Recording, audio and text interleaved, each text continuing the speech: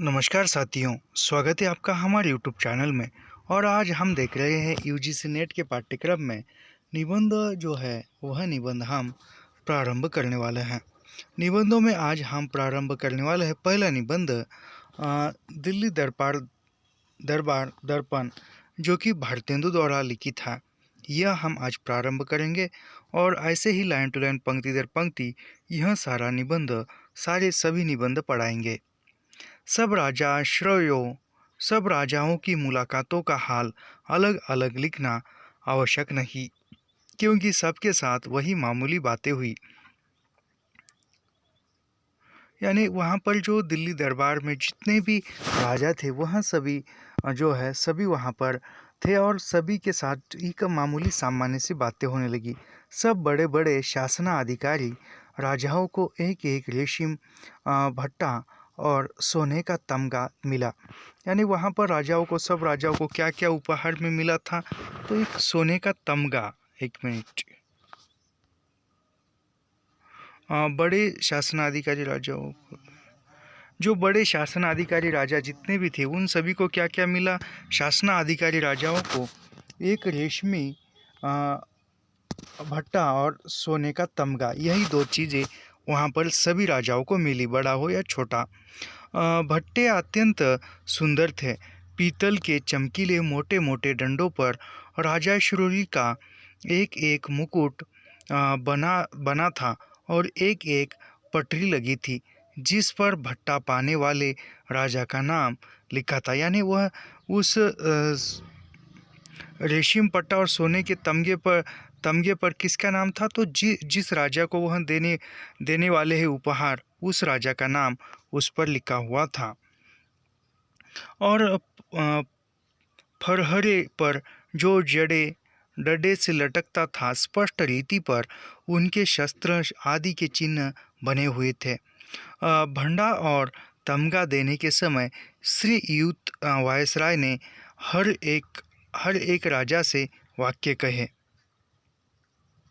मैं श्रीमती महारानी की तरफ से यह भड्डा खास आपके लिए देता हूँ। यानी वायसराय ने जो भद्दा उपहार में देते हुए प्रत्येक राजा से एक ही वाक्य कहा। कौन सा वाक्य था वह? तो वह वाक्य यह था कि मैं श्रीमती महारानी की तरफ से यह भद्दा खास आपके लिए देता हूँ। यह वाक्य सभी राजाओं को उपहार में देते हुए कहा था, जो उनके हिंदुस्तान की राजेश्वरी की पदवी लेने का यादगार रहेगा। श्रीमती को भरोसा है कि जब कभी यह भट्टा खुलेगा, आपको उसे देखते ही केवल इसी बात का ध्यान न होगा कि इंग्लिस्तान के राजा के साथ आपके खैरखाह राजश्री घराने का कैसा दृढ़ संबंध है, वरन यह भी कि सरकार की यह बड़ी भारी इच्छा है कि आपके कुल को प्रतापी, प्रारब्धी और आंचल देखे। मैं श्रीमती महारानी हिंदुस्तान की राजेश्वरी की आज्ञानुसार आपको यह तमगा भी पहनाता हूँ। यानी वह एक मिनट।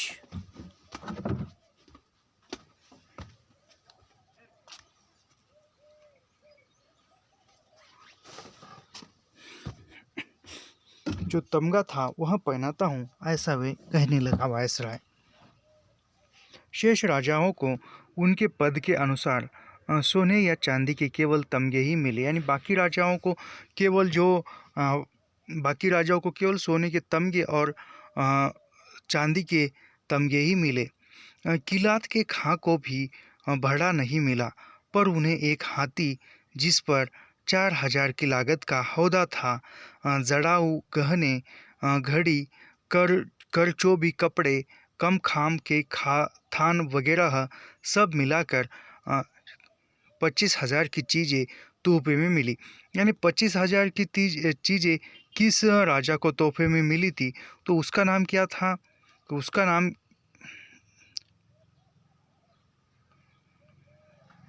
किलात के खां को, यानी किलात का जो खां था उसको हाथी और हाथी के ऊपर जो गहने थे, कुल 25,000 की चीज़ें उस किलात के खां को मिली थी। यह बात किसी दूसरे के लिए नहीं हुई थी। इसके सिवाय जो सरदार उनके साथ आए थे उन्हें भी किश्तियों में लगाकर 10,000 रुपये मिले। यानी जो किलात खां था, किलात खां के साथ आने वाले राजाओं को अन्य कितने कितने पैसे मिलते? केवल 10,000 का ही उपहार मिला था। प्राय लोगों को इस बात के जानने का उत्साह होगा कि खां का रूप और वस्त्र कैसा था। निसंदेह जो कपड़ा खां पहनते थे वह उनके साथियों से बहुत अच्छा था, तो भी उनकी या उनके किसी साथी की शोभा उन मुगलों से बढ़कर न थी जो बाजार में मेवा लिए घुमा करते हैं। हाँ, कुछ फर्क था, तो इतना था कि लंबी लंबी गत्थीम दाढ़ी के कराए खां साहिब का चेहरा बड़ा भयानक था। इन्हें भड्डा न मिलने के कारण यह समझना चाहिए कि यह बिल्कुल स्वतंत्र है। इन्हें आने और जाने के समय श्रीयुक्त वायसराय गलीचे के किनारे तक पहुंचा गए। यानी वायसराय किसको आने और जाने के लिए गली तक छोड़ने गए? तो जो खां थे उसको छोड़ने के लिए गली से किनारे तक वायसराय गए थे। पर बैठने के लिए इन्हें भी वायसराय के चबूतरे के नीचे वही कुर्सी मिली जो और राजाओं को थी। यानी जो सभी राजाओं के साथ बैठने का स्थान था वह भी खां साहब को मिला था। खां साहब के मिजाज में रूखापन बहुत है। एक प्रतिष्ठित बंगाली इनके डेरे पर मुलाकात के लिए गए थे। खां ने पूछा, क्यों, आप हो बाबू? साहिब ने कहा, आपकी मुलाकात को। इस पर खां बोले कि अच्छा, आप हमको देख चुके और हम आपको, अब जाइए। बहुत से छोटे छोटे राजाओं की बोलचाल का ढंग भी जिस समय के वायसराय से मिलने आए थे संक्षेप के साथ लिखने के योग्य है। कोई तो दूर ही से हाथ जोड़ने आए और दो एक ऐसे थे कि जब एडी कान के बदन झुकाकर इशारा करने पर भी इन्होंने सलाम न किया, तो एक ही कान ने पीठ पकड़कर उन्हें धीरे से मुक्का दिया, यानी झुका दिया। उस काल की जो भाषा है, कैसा हम आप और शब्द देखो, ये और जो शब्द है जैसे श्राप, ऐसे ऐसे जो बहुत पहले का लिखा हुआ है, तो ऐसे पढ़ने में थोड़ी सी दिक्कत आती है, लेकिन फिर भी पढ़ते हैं। और किताब पाने पर भी एक शब्द धन्यवाद का नहीं बोले। यानी कुछ राजा ऐसे थे जो उसका मान सम्मान करने के बाद या किताब देने के बाद फिर भी वह जो है उनको धन्यवाद भी नहीं बोले। कोई बेचारे इनमें से दो ही एक पदार्थ पाकर ऐसे प्रसन्न हुए कि श्रीयुत वायसराय पर अपनी जान और माल निछावर करने को तैयार थे। यानी कुछ ऐसे भी राजा इसमें थे जिसको कुछ थोड़ी सी चीज़ें उपहार में मिली थी, फिर भी वह खुश हुए और अपना पूरा जान जो है उस वायसराय पर निछावर करने लगे थे। सबसे बढ़कर बुद्धिमान हमें एक महात्मा देख बड़े जीन से वायसराय ने कहा कि आपका नगर तो तीर्थ गिना जाता है। यानी वह सबसे बढ़कर एक राजा ऐसा था बुद्धिमान, तो महात्मा थे, तो उस महात्मा को देखकर वायसराय बोले कि आपका जो नगर है वह तीर्थ माना जाता है, पर हम आशा करते हैं कि आप इस समय दिल्ली को भी तीर्थ ही के समान पाते हैं। इसके जबान में वह बेधड़क बोल उठे कि यह जगह तो सब तीर्थों से बढ़कर, यानी वह वायसराय उस महान महात्मा से बोले कि आपका नगर तो तीर्थ है और आप समझिए कि यह दिल्ली भी किसी तीर्थ से कम नहीं है, इसको भी आप आपका तीर्थ ही समझिए। तो वह महात्मा बोलते हैं कि बेधड़क बोल उठे कि यह जगह तो सब तीर्थों से बढ़कर है, ऐसा वह कहते हैं। जहाँ आप हमारे खुदा मौजूद है, नवाब लुहारू की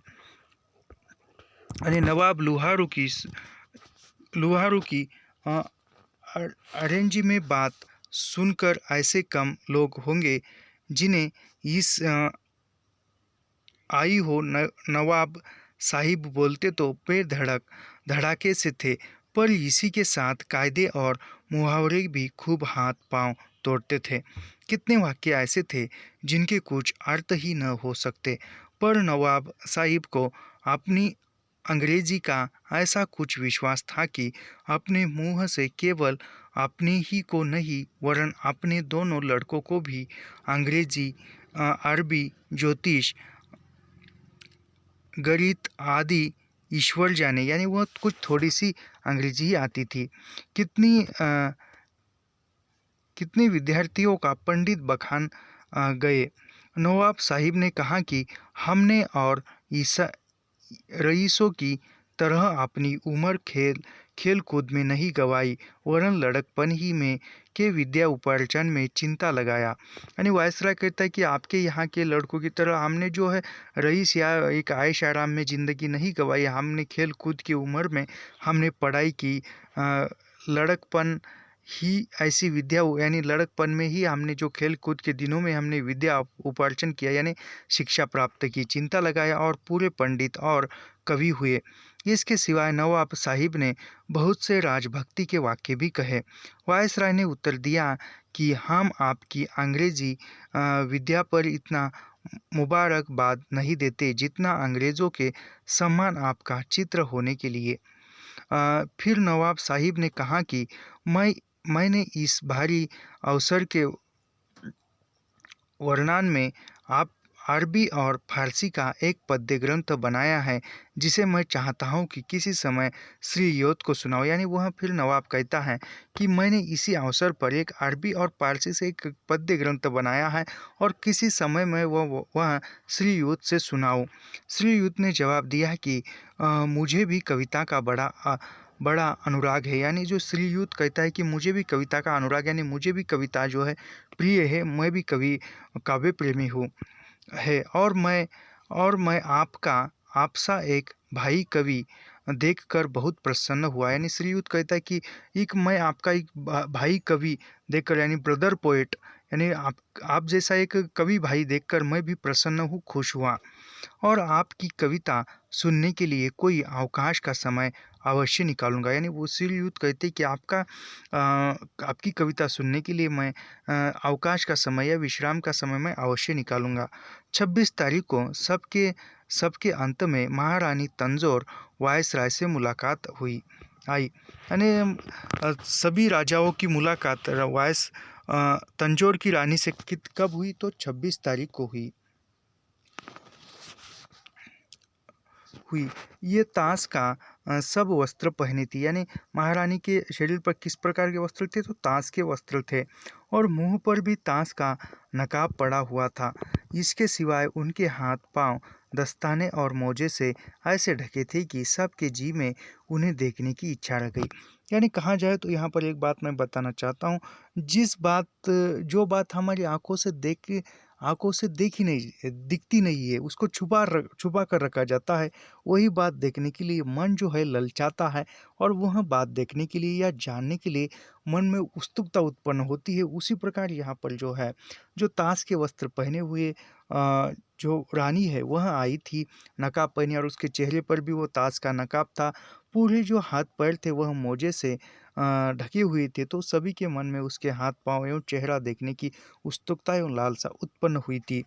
महारानी के साथ में उनके पति राजा सखाराम साहिब और 2 लड़कों के सिवाय उनकी अनुवादक मिसेज भरत भी थी।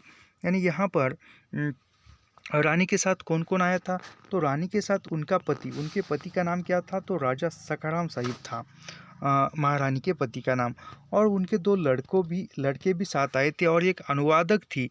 अनुवादक का नाम था मिसेज बर्थ, अनुवादक का नाम था। महारानी ने पहले आकर वायसराय से हाथ मिलाया और अपनी कुर्सी पर बैठ गई। श्रीयुत वायसराय ने उनके दिल्ली आने पर अपनी प्रसन्नता प्रकट की और पूछा कि आपको इतनी भारी यात्रा में अधिक कष्ट तो नहीं हुआ? यानी वो यात्रा करके आई और फिर वायसराय ने पूछा कि इतनी दूर से यात्रा करके आई और आपको यात्रा में कोई कष्ट या कोई दुविधा तो नहीं हुई? ऐसा वो पूछ रहे थे। जिन्हें श्रीयुत ने प्रसन्न होकर कहा और फिर मन भावी अनुवादक मिस बर्थ कहने लगी कि कहा वायसराय की किसी बात के उत्तर में एक बार महारानी के मुंह से यस निकल गया। यानी फिर वायसराय की बात सुनकर महारानी के मुंह से यस निकल गया। यानी जिसको अंग्रेजी आती नहीं वो कुछ शब्दों से ही काम चला लेते हैं। जैसे कि हम हिंदी के छात्र हैं और हिंदी के जो छात्र होते हैं उसको ज़्यादातर अंग्रेजी अच्छी तरह से आती नहीं, वही कुछ गिने चुने शब्दों से ही अपना काम चला लेते हैं। लेकिन कहा जाए तो यस, गुड, हाँ, राइट, ऐसी ही कुछ गिने चुने शब्दों से ही वह अपना काम चला लेते हैं। जिस पर श्रीयुत ने बड़ा हर्ष प्रकट किया कि महारानी अंग्रेजी भी बोल सकती है। यानी फिर वायसराय को लगा कि महारानी अंग्रेजी बोल सकती है और महारानी यस कहती है तो मेरी अंग्रेजी महारानी को समझ में आ गई। ऐसा समझकर वायसराय भी खुश हो गया। अनुवादक मेम साहिब ने कहा कि वे अंग्रेजी में 2-4 शब्द से अधिक नहीं जानती। अभी यहाँ पर जो अनुवादक थी बर्थ, वह कहती है कि महारानी को अंग्रेजी के सिर्फ 2-4 ही शब्द आते हैं, ज़्यादा नहीं आते। इस वर्णन के अंत में यह लिखना अवश्य है कि श्रीयुत वायसराय लोगों से इतनी मनोहर रीति पर बातचीत करते थे कि जिसे सब मगन हो जाते थे और ऐसा समझते थे कि वायसराय ने हमारा सबसे बढ़कर आदर सत्कार किया। यानी वह हर किसी का आदर सत्कार करते थे, लेकिन वह ऐसा लगता था कि वह सभी को कि हमारा ही एक अलग से आदर सत्कार हुआ, लेकिन सभी को समान हुआ था। ऐसा समझते थे कि वायसराय ने हमारा सबसे बढ़कर आदर सत्कार किया। भेंट होने के समय श्रीयुत ने हर एक से कहा कि आपसे दोस्ती करके हमें अत्यंत प्रसन्न हुआ। यानी भेंट होने के बाद श्रीयुत ने हर एक राजा से कहा या हर एक से कहा कि आपसे मिलकर हमें अच्छा लगा और वह सब प्रसन्न हुए। तमगा पहनने के समय भी बड़े स्नेह से उनकी पीठ पर हाथ रख कर बात की।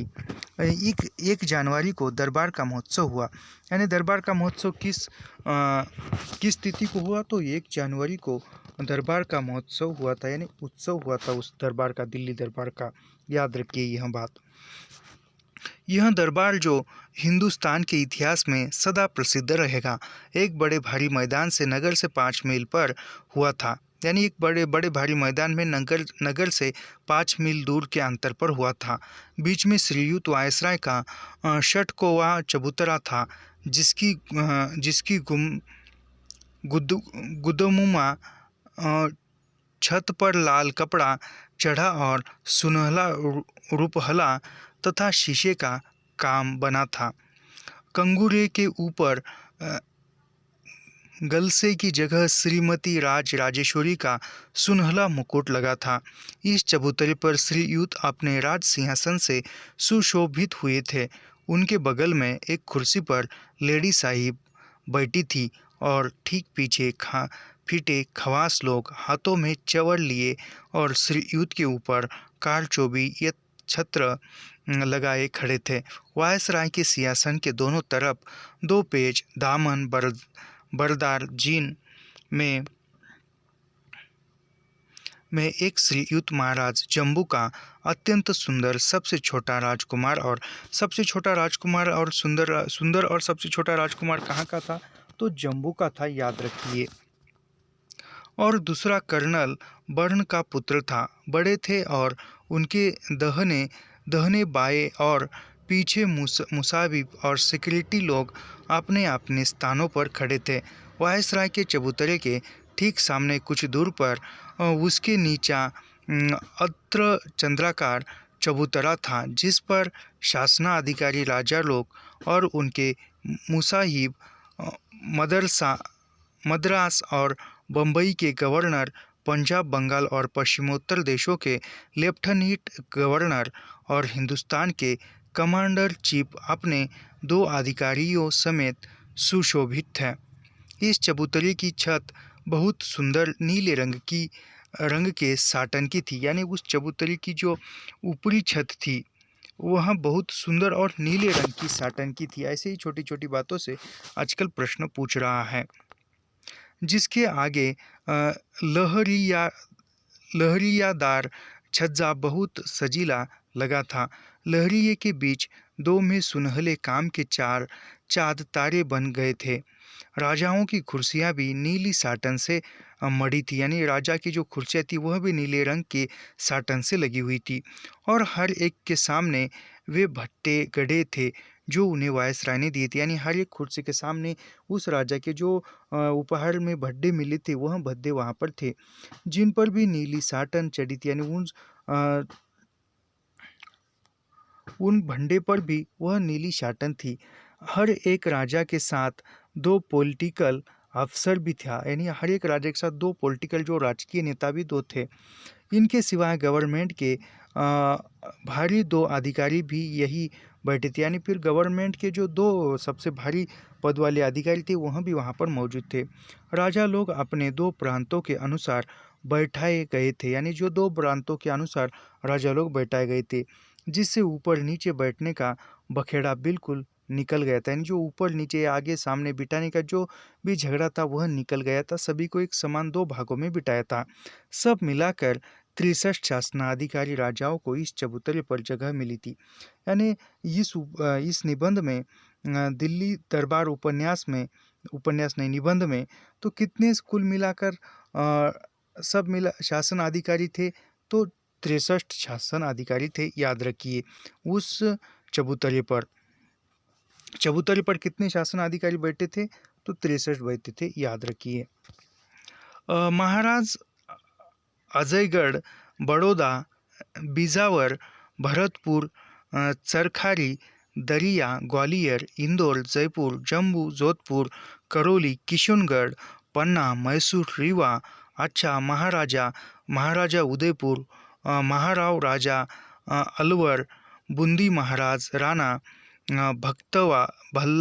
भल्लावर, राणा धौलपुर, राजा बिसालपुर, बमला, बिरोदा, चंपा, छतरपुर, देवास, धार, फरीदकोट, जींद, दरोद, कूचबिहार, मंडी, नामा, नाहक, राजीपीपला, रतलाम, समरन, कुसेत, टिहरी, रावाजिगनो, टोरी, नवाबटोक, बड़ौदी, मलेरकोटला, लुहारू, जूनागढ़, जोरा, दुजाना, बहालपुर, जागीरदार, अलीपुरा, बेगम भोपाल, निजाम हैदराबाद, सरदार कलसिया, ठाकुर साहिब, भावनगर, मुरबी, पिपलोदा, जागीरदार, पालदेव, मीर खैरपुर, महंत कांदीमा, नंदगांव और जामनवागर।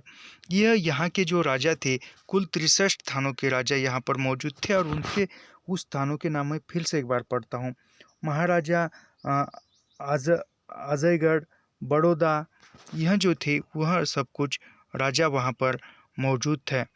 वायसराय के सिंहासन के पीछे, परंतु राजश्री चबूतरे के अपेक्षा उससे अधिक पास, धनुष खंड के आकार की श्रेणियां चबूतरे की ओर बनी थी, जो 10 भागों में बांट दी गई थी। इन सब पर आगे की तरफ थोड़ी सी कुर्सियां और पीछे सीढ़ीनुमा बेनुचे लगी थी। यानी सीढ़ीनुमा बेंच लगाई गई थी, जिन पर नीला कपड़ा मढ़ा था। यहाँ ऐसे राजाओं को जिन्हें शासन का अधिकार नहीं है, यानी बेंच पर जो उस चबूतरे की ओर बनी हुई 10 भागों में बटा दिया था। और फिर वहाँ पर जो बेंच पर जो नीला कपड़ा डालकर बैठी थी, वह जगह जो थी वहाँ राजकाज से जो बाहर राजा थे उनके लिए बैठने की जगह थी। यहाँ ऐसे राजाओं को जिन्हें शासन का अधिकार नहीं है और दूसरे सरदारों, रईसों, समाचार पत्रों, संपादकों और यूरोपियन तथा हिंदुस्तानी अधिकारियों को जो गवर्नमेंट के न्योते में आए थे, यानी बाकी जगहों पर जो संपादक थे या रिपोर्टर है, उन सभी को बैठने की जगह थी। जो गवर्नमेंट के न्योते पर आई थी, गवर्नमेंट में उनको बुलाया था। जिन्हें तमाशा देखने के लिए टिकट मिले थे, बैठने की जगह दी थी। ये 3000 के अनुमान होंगे। यानी जो अन्य जो संपादक या अन्य जो शासन के अधिकारी है या अन्य जो भी संपादक है, रिपोर्टर है, यूरोपियन तथा हिंदुस्तानी अधिकारी जो थी, इनकी संख्या कितनी थी, तो इनकी संख्या थी कुल 3000 इनकी संख्या थी।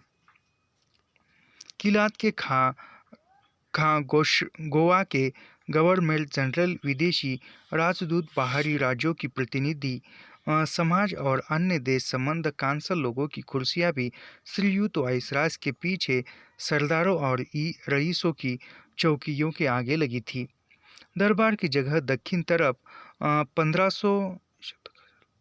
15,000 से ज्यादा सरकारी फौज हथियार बांधे लैंस खड़ी थी। यानी वहाँ पर कितनी सरकारी फौज थी? तो 15,000 से ज़्यादा सरकारी फौज वहाँ पर मौजूद थी। वर्दी पहने और चित्र विचित्र शस्त्र यानी विभिन्न प्रकार के शस्त्र हाथ में लेकर खड़ी थी वह सेना।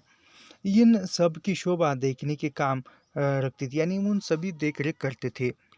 इसके सिवाय राजा लोगों के हाथियों के पर जिन पर सुनहली अमारिया कसी थी और कारचोबी भूले पड़ी थी, तोपों की कतारें, सवारों की नंगी तलवारों और भालों की चमक, फर्राहों को उड़ाना और 2 लाख के अनुमान तमागा देने वालों की भीड़ जो मैदान में टड़ी थी, ऐसा समा दिखलाती थी जिसे देख जो जहाँ था वही हक्का बक्का हो जाए, यानी देखने वाला एक आश्चर्यचकित हो जाता था। ऐसा सब कुछ वह चबूतरा सजा हुआ था।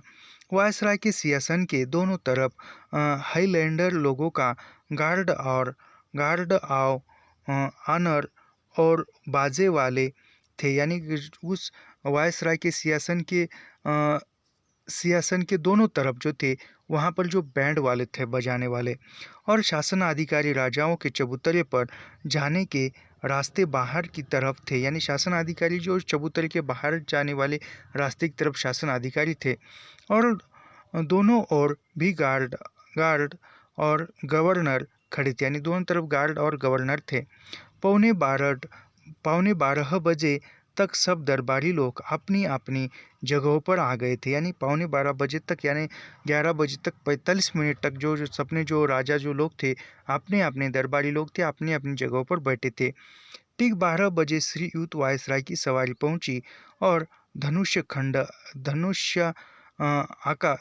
आकार के चबूतरे की श्रेणियों के पास एक छोटे से खेमे के दरवाजे पर ठहरी, यानी फिर 11 पौने 12 बजे वह राजा श्रीयुत की सवारी आई, श्रीयुत पहुंचे और फिर जो धनुष आकार का जो चबूतरा था उस चबूतरे के छोटे छोटे खेमे पर दरवाजे पर ठहरी हुई थी।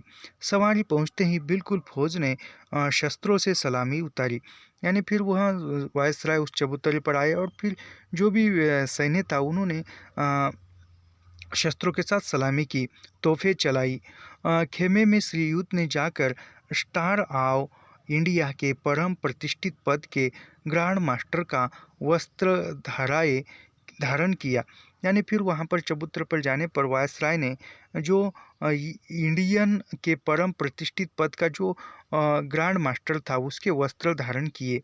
यहाँ से श्रीयुत राजश्री छत्र के तले आपने राज सिंहासन की ओर बढ़े, फिर वहाँ से वो वस्त्र धारण किए और फिर राज सिंहासन की ओर गए। श्री लेडी लीटन श्रीयुत के साथ थी, यानी जो लेडी थी वहाँ भी लेडी लीटन जो थी वह उसके साथ थी, यानी कौन सी स्त्री श्रीयुत के साथ थी? तो लीटन यह उसके साथ थी। उस लेडी लीटन यह उस स्त्री का नाम था। दाम दरबार बालक जिनका हाल ऊपर लिखा गया है, पीछे 2 तरफ से दामन उठाए हुए थे। श्रीयुत के आगे आगे उनके स्टाफ के अधिकारी लोग थे, यानी श्रीयुत के पीछे पीछे जो थे या आगे आगे उनके स्टाफ के लोग थे। श्रीयुत के चलते ही बंदीजन हेलर्ड लोगों ने अपनी तुरहिया एक साथ मधुर रीति पर बजाई, यानी जो तुरहिया यानी जो बजाने का जो ये होता है एक ऐसा इस प्रकार का होता है, मुझे बनाना नहीं आता, लेकिन वो होता है और वो ऐसे ऊपर मुँह करके बजाते हैं, वैसे उन्होंने बजाकर उसका स्वागत किया।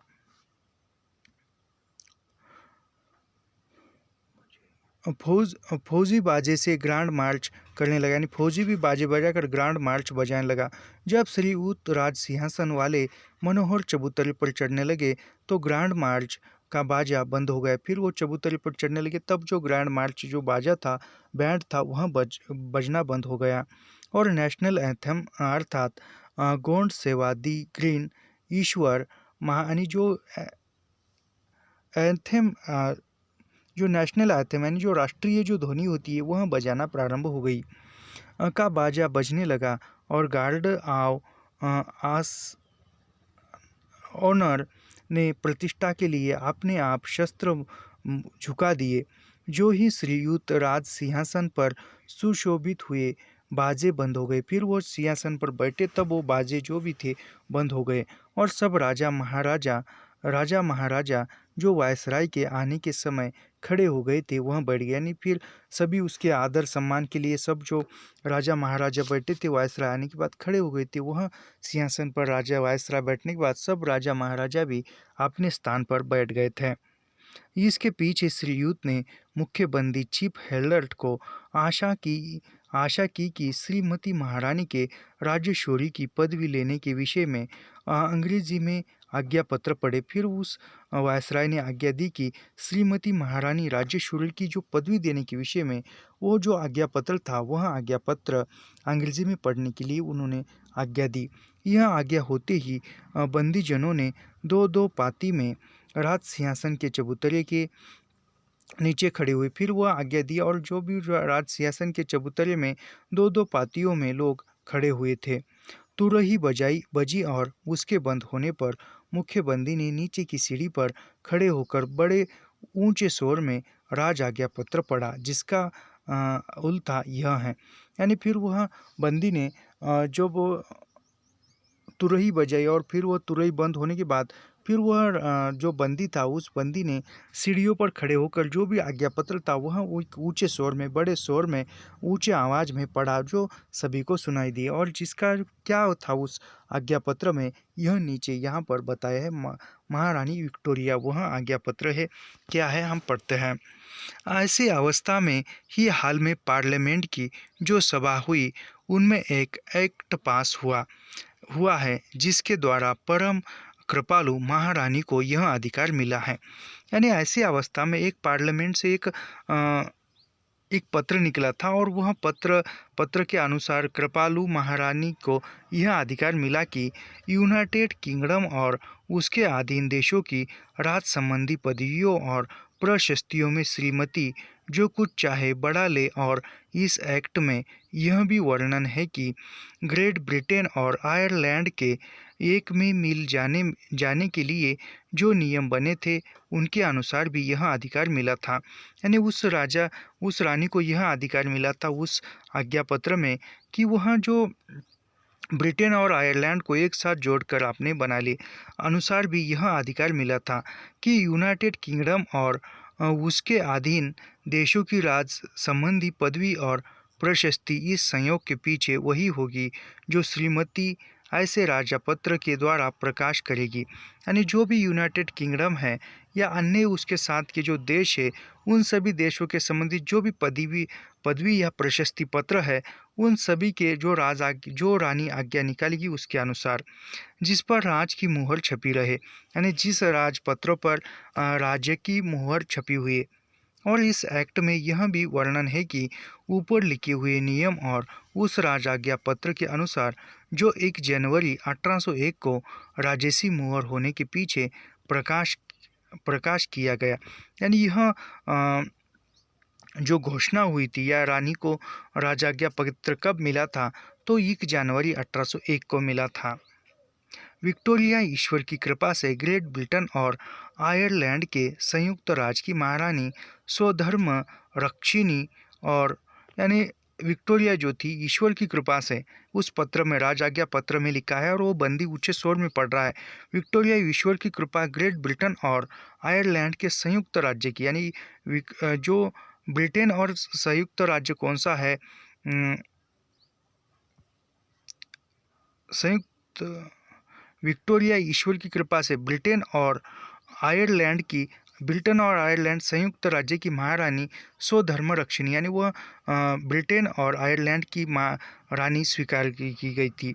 और इस एक्ट में यह भी वर्णन है कि उस नियम के अनुसार जो हिंदुस्तान के उत्तम शासन के हेतु बनाया गया था, यानी जो हिंदुस्तान के उत्तम शासन के लिए जो नियम बनाया था वह भी इसमें था हिंदुस्तान के राजा का अधिकार जो उस समय तक हमारी ओर से ईस्ट इंडिया कंपनी को सुपुर्द था, यानी जो भी हिंदुस्तान के राजा का अधिकार था वह ईस्ट इंडिया कंपनी को सुपुर्द था, यानी ईस्ट इंडिया कंपनी के ही नियमों पर था। अब हमारे निज अधिकार में आप और आप गया और हमारे नाम से उसका शासन होगा, यानी आप जो है वह विक्टोरिया रानी के नाम से ही शासन होगा। इस नए अधिकार की हम कोई विशेष पदवी ले और इन सब वर्णनों के उपरांत इस एक्ट में यह नियम सिद्ध किया गया कि ऊपर लिखी हुई बात के स्मरण निमित्त कि हमने अपने किए हुए राज आज्ञा पत्र के द्वारा हिंदुस्तान के शासन का अधिकार अपने हाथ में ले लिया, हमको यह योग्यता होगी कि यूनाइटेड किंगडम और उसके अधीन देशों की राज संबंधी पदवियों और प्रशस्तियों में जो कुछ उचित समझे बढ़ा ले। यानी फिर इस आज्ञा पत्र के द्वारा महारानी को यह आदेश मिला था कि जो आयरलैंड और जो वो संयुक्त राज्य जो भी था उससे जुड़े देश, उन सभी देशों के अंतर्गत जितने भी शासन अधिकारी थे उन सभी को कौन सा प्रशस्ति पत्र देना है, कौन सा नहीं देना है, उस प्रशस्ति पत्र में कौन सी बढ़ोतरी करनी है, कौन सी बात घटानी है, यह सब अधिकार विक्टोरिया रानी को मिले थे। इसलिए अब हम अपने प्री काउंसिलिंग की समिति से योग्य समझकर यह प्रचलित और प्रकाशित करते हैं कि आगे की यहाँ सुगमता के साथ हो सके, यानी वह कहती है कि आगे की जो बात है वह भी सुगमता के साथ हो सके। सब अवसरों में और संपूर्ण राजपत्रों पर जिनमें हमारी पदवियाँ और प्रशस्तियाँ लिखी थी, यानी संपूर्ण राज आज्ञा पत्रों में कौन सी पदवियाँ है, कौन से राजपत्र है, यह सब कुछ लिखे थे। सिवाय सनद, कमीशन, अधिकारदायक पत्र, दान पत्र, आज्ञा पत्र, निरोग पत्र और इस प्रकार के दूसरे पत्रों के जिनका प्रचार यूनाइटेड किंगडम के बाहर नहीं है। यूनाइटेड किंगडम और उसके अधीन देशों की राज संबंधी पदवियों में नीचे लिखा हुआ वाक्य मिला दिया गया है, अर्थात लैटिन भाषा में। फिर लैटिन भाषा में कौन सा वाक्य था? इंडियाई एम्परेट्रिक, हिंदुस्तान की राजराजेश्वरी, हिंदुस्तान की राजराजेश्वरी, यह लिखा हुआ था। और अंग्रेजी भाषा में एम्प्रेस ऑफ इंडिया, यानी एम्प्रेस और इंडिया। और हमारी यह इच्छा और प्रसन्नता है कि उन संबंधी पत्रों में जिनका वर्णन ऊपर हुआ है यह नई पदवी न लिखी जाए, यानी यह पदवी न लिखी जाए। नई जो है वह ये वाक्य, यह कोई पदवी नहीं है, वो उस पत्र में लिखा हुआ एक वाक्य है, ऐसा वे कहते हैं।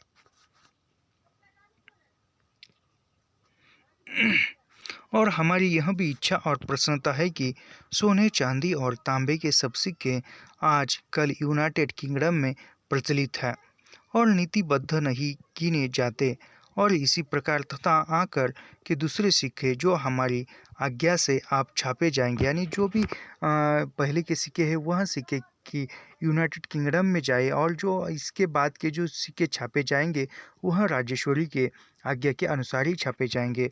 हमारी नई पदवी लेने से भी नीति विरुद्ध न समझे, यानी नई पदवी भी नीति विरुद्ध नहीं है। और जो सिक्के यूनाइटेड किंगडम के अधीन देशों में छापे जाएंगे और जिनका वर्णन राजपत्र में उन जगहों के निमित्त और प्रचलित द्रव्य करके किया गया, यानी जो भी नए सिक्के छापे जाएंगे राजा रानी के आज्ञानुसार वह एक वही जगहों पर जिन जगहों के नाम राज आज्ञा पत्र में था उन्हीं जगहों पर छापे जाएंगे गया, और जिन पर हमारी संपूर्ण पदवियाँ या प्रशस्तियाँ उनका कोई भाग रहे, और वे सिक्के जो राजाज्ञा पत्र के अनुसार अब छापे और चलाए जाएंगे नई पदवी के बिना भी उस देश के नियमित और प्रचलित द्रव्य समझे जाएंगे, सब तक कि इस विषय में हमारी कोई दूसरी प्रसन्नता न प्रकट की जाएगी। हमारी विंडसन को कचहरी से 28 अप्रैल को यह 1876 के सन में हमारे राज के 39वें बरस में प्रसिद्ध किया गया।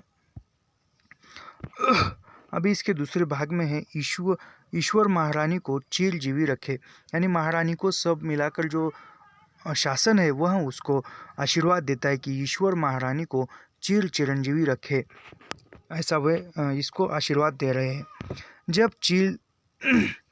जब चीफ हेरल्ड राज आज्ञा पत्र को अंग्रेजी में पढ़ चुका तो हेरल्ड लोगों ने फिर तुरही बजाई। फिर राज आज्ञा पत्र पढ़ना हुआ, फिर उस सैन्य ने तुरही बजाई। इसके पीछे फॉरेन सेक्रेटरी ने उर्दू में तर्जुमा पढ़ा। फिर जो फॉरेन सेक्रेटरी इसके पीछे जो फॉरेन के सेक्रेटरी थे उन्होंने उर्दू में तर्जुमा पढ़ा। इसके समाप्त होते ही बादशाही भक्त झंडा खड़ा किया गया। यानी फिर उर्दू यानी कौन सा तर्जुमा पढ़ने के बाद बादशाही झंडा ऊंचा किया गया, तो फिर वह सेक्रेटरी फॉरेन के सेक्रेटरी ने उर्दू में तर्जुमा पढ़ा और इसके बाद बादशाही झंडा जो था वह खड़ा किया गया, दिखाया गया कि और तोप खाने से जो दरबार के मैदान में मौजूद था 101 तोपों की सलामी दी। यानी फिर 101 तोपों की सलामी देकर रानी को आशीर्वाद दिया गया। 34 दो सलामी होने के बाद बंदूकों की बाड़े दगी और अब 101 सलामी या तोपों से हो चुकी। तब फिर बाढ़ छुट्टी और नेशनल एंथम का बाजा बजने लगा। फिर वो 101 तोपों की सलामी हुई और फिर जो नेशनल एंथम था वह बजने लगा। इसके अंतरन श्रीयुत वायसराय समाज को एड्रेस करने के लिए अभिप्राय से खड़े हुए। फिर वो वायसराय जो है समाज को जो वह एड्रेस करने के लिए या समाज को अपना मनोगत व्यक्त करने के लिए खड़े हुए। श्रीयुत वायसराय के खड़े होते ही सामने के चबूतरे पर जितने बड़े 2 राजा लोग और गवर्नर आदि अधिकारी थे खड़े हो गए। फिर से श्रीयुत वायसराय खड़े हुए उस स्टेज पर जाकर मंच पर, तो अन्य जो शासन अधिकारी थे या राजा थे वह भी खड़े हुए। श्रीयुत ने बड़े ही आदर के साथ दोनों हाथों से हिंदुस्तानी रीति पर कई बार सलाम करके सबके बैठ जाने का इशारा किया। यानी फिर श्रीयुत ने हाथों से इशारा कर सभी को बैठने की आज्ञा दी। यह काम श्रीयुत का जिससे हम लोगों की छाती दूनी हो गई। यानी यह काम देखकर श्रीयुत का सब जो है वह गर्वित हो गए। पायोनियर सरी के अंग्रेजी समाचार पत्रों के संपादकों को बहुत बुरा लगा। यानी जो अंग्रेजी पत्र के संपादक थे, उन समाचार पत्रों के संपादक थे, उनको बुरा लगा, जिनकी समझ में वायसराय का हिंदुस्तानी तरह पर सलाम करना बड़े डेहाई और लज्जा की बात थी। यानी जो अंग्रेजी पत्रों के संपादक थे उनको वायसराय की कौन सी बात बुरी लगी, तो वह बुरा लगा कि जिन समस्त वायसराय का हिंदुस्तानी की तरह सलाम करना, यह बात अंग्रेजी पत्रों के संपादकों को बुरी लगी थी, याद रखिए। खैर यह तो इन अंग्रेजी अखबार वालों की मामूली बातें। श्रीयुत वायसराय ने जो उत्तम एड्रेस पढ़ा उसका तर्जुमा हम नीचे, यानी जो भी श्रीयुत वायसराय ने खड़े होकर भाषण दिया या पढ़ा वह उसका क्या पढ़ा वह उसका निम्नलिखित है, यानी नीचे है। देखते हैं कितना बड़ा निबंध है। आज की वीडियो में समाप्त होता है या कल भी होगा, आज नहीं होगा ये।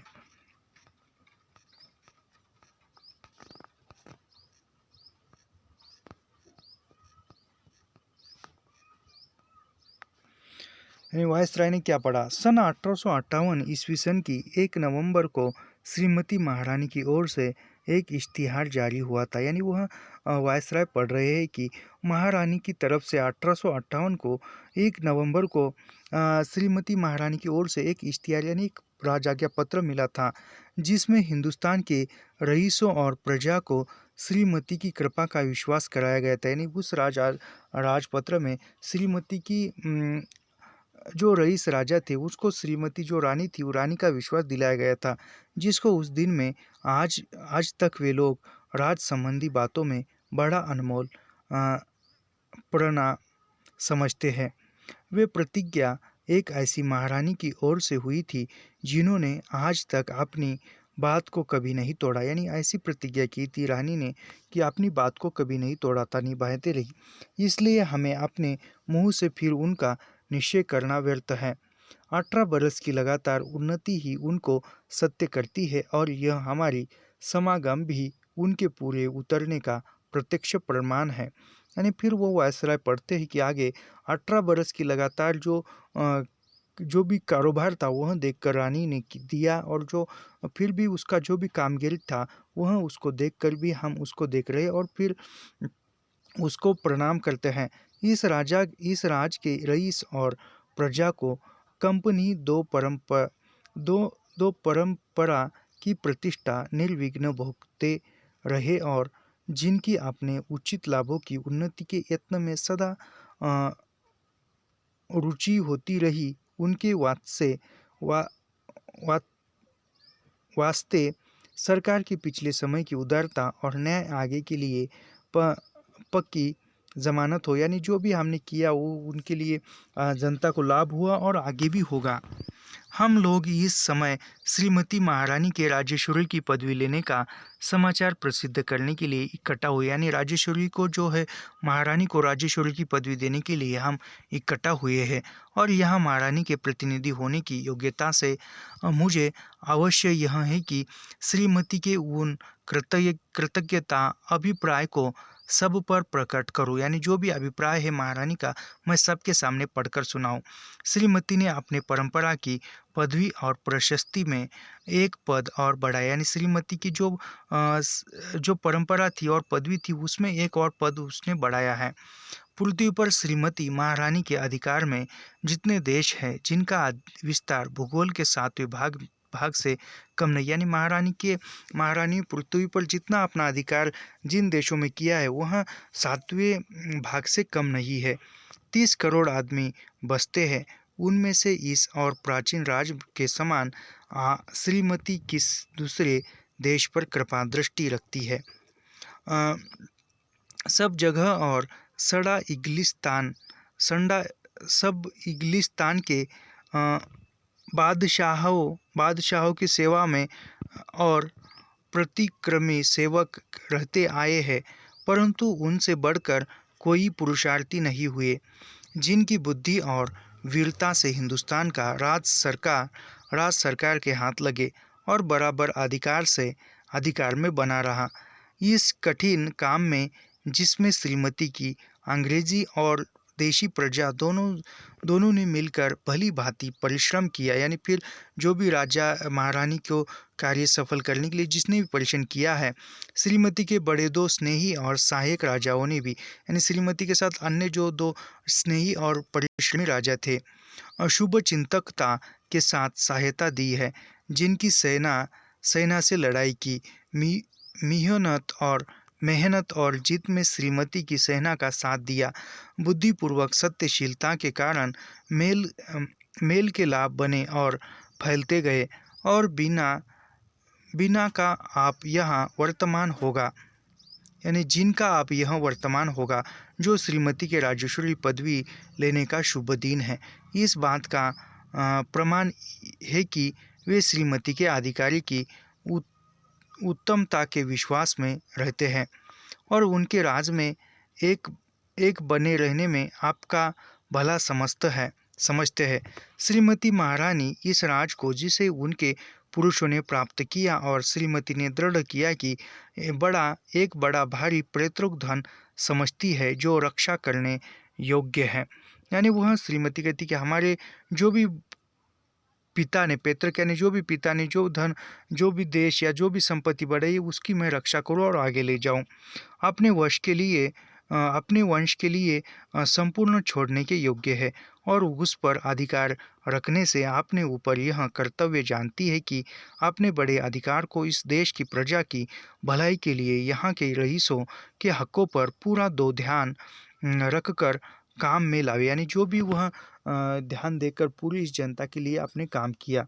इसलिए श्रीमती का यह राजेश्वरी अभिप्राय है कि अपनी पदवियों पर एक और ऐसी पदवी बढ़ाए जो आगे सदा हिंदुस्तान के सब रईसों और प्रजा के लिए इस बात का चिन्ह हो कि श्रीमती के और उनके लाभ एक और महारानी की और राजभक्ति और शुभ चिंतकता रखनी उन पर उचित रहे। यानी वह कहती कि जो भी आपकी पदवी है, उन पदवियों पर और एक पदवी ऐसी लगाए या चढ़ाए जिस पर महारानी की आप महारानी के व्यक्ति हो या राजभक्ति के व्यक्ति हो, हिंदुस्तान के सब रईसों और प्रजाओं के लिए आप सदा बने हो, ऐसा चिन्ह कुछ लगाए और उसको आप महारानी के हमेशा और राजभक्ति के हमेशा आप महारानी और राजभक्ति के हमेशा आप शुभ चिंतक बने रहे। वे राजश्री घरानों की जिनका अधिकार बदल देने और देश की उचित करने के लिए ईश्वर ने अंग्रेजी राज को यहाँ जमाया है। यानी जो वह आगे कहते हैं कि राजश्री घरानों की श्रेणियाँ जिनका अधिकार राजश्री श्रेणियों की घराने का अधिकार और देश की उन्नति के लिए जिनको अंग्रेजी शासन को यहाँ जमाया है, प्राय अच्छे और बड़े बादशाहों से खाली न थी, परंतु उनके उत्तराधिकारियों के राज प्रबंध से उनके राज्य के देशों में मेल बना रह सका। सदा आप में झगड़ा होता रहा और अधेर मचा रहा। यानी वह कहती कि सदा आप भारतीयों में जो है सदा झगड़ा होता रहा और सदा जो है मत भिन्नता रही। निबल लोग बली होने लगे, जो निर्बल थे वह बली होने लगे के शिकार थे, और बलवान और मद यानी जो बलवान थे उस पर वह आक्रमण करते थे। इस प्रकार आपस की काट मार और भीतरी झगड़ों के कारण जड़ से हिलकर और निर्जीव होकर तैमूर का भारी घराना अंत को मिट्टी में मिला। यानी जो ऐसे आंतरिक कलह के कारण जो तैमूर का जो घराना था वह घराना नष्ट हो गया, और उसके नाश होने का कारण यह था कि उसके पश्चिम के देशों की कुछ उन्नति न हो सकी। आजकल ऐसी राजनीति के कारण जिससे सब जाति और सब धर्म के लोगों की समान रक्षा होती है, श्रीमती की हर एक प्रजा अपना समय निर्विघ्न सुख से काट सकती है। सरकार के समभाव के कारण हर आदमी बिना किसी रोक टोक के अपने धर्म के नियमों और रीति को बरत सकता है। यानी वो सरकार के नियमों के कारण अपने धर्म का प्रसार प्रचार कर सकता है। राजश्री का अधिकार लेने से श्रीमती का अभिप्राय किसी को मिटाने या दबाने का नहीं है। यानी महारानी को जो राजश्री का अधिकार मिला था उस अधिकार के आधार पर महारानी को यह अधिकार नहीं था कि वह किसी को दबाए या मिटाए। सारे देश की शीघ्र उन्नति और उसके सब प्रांतों की दिन पर दिन वृद्धि होने से अंग्रेजी राज के फल सब जगह प्रत्यक्ष देख पड़ते हैं।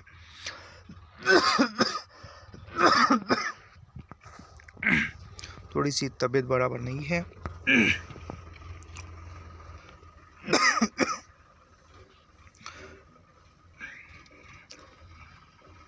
हे अंग्रेजी राज के कार्यकर्ता और सच्चे अधिकारी लोग, वह आप ही लोगों के लगातार परिश्रम का गुहे है कि ऐसे फल प्राप्त है, और सबके पहले आप ही लोगों पर मैं इस समय श्रीमती की ओर से उनकी कृतज्ञता और विश्वास को प्रकट करता हूँ।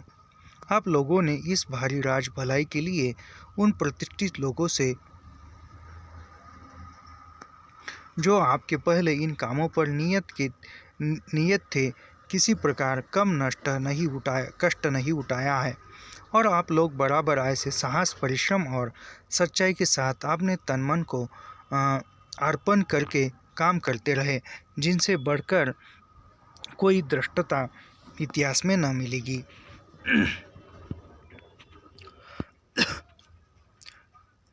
कीर्ति के द्वारा सबके लिए नहीं खुले। यानी कीर्ति के जो दौर है या समृद्धि के जो दौर है वह सबके लिए नहीं खुले हैं, ऐसा वे कहते हैं। करने का अवसर सब किसी को जो उसकी खोज रखता है जो मिल सकता है। यानी कुछ करने का अवसर किसको मिलता है, कुछ करने की खोज करता है उसको अवसर मिलता है कुछ करने का।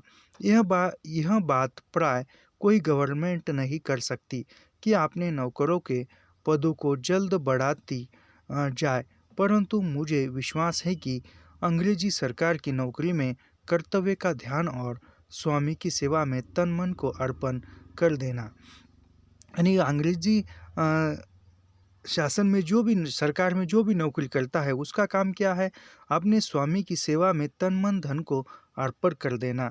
ये दोनों बातें निज प्रतिष्ठा और लाभ की अपेक्षा सदा बढ़कर समझी जाएगी। यानी वो अंग्रेजी शासन में कौन सी दो बातों को ये किया है, निज प्रतिष्ठा और लाभ की अपेक्षा सदा बढ़ती समझी जाएगी।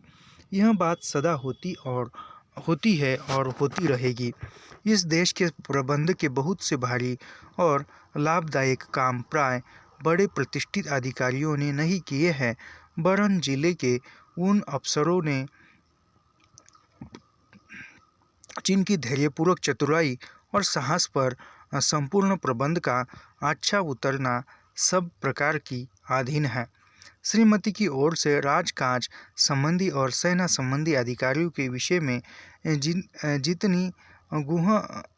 जितनी ग्राह्यता और प्रशंसा प्रकट करो थोड़ी, यानी वह कहते हैं कि जितनी मैं श्रीमती की ओर से जितनी राजकाज का उसका काम देखकर उन अधिकारियों का काम देखकर जितनी प्रशंसा करूं मैं उनकी कम है, क्योंकि वे तमाम हिंदुस्तान में ऐसे सूक्ष्म और कठिन कामों को अत्यंत उत्तम रीति से करते रहे हैं और जिनसे बढ़कर सूक्ष्म और कठिन काम सरकार अधिक से अधिक विश्वास पात्र मनुष्य को नहीं सौंप सकती। यानी वो उन अधिकारियों ने ऐसा का सूक्ष्म काम किया है वो कोई अन्य नहीं कर सकता।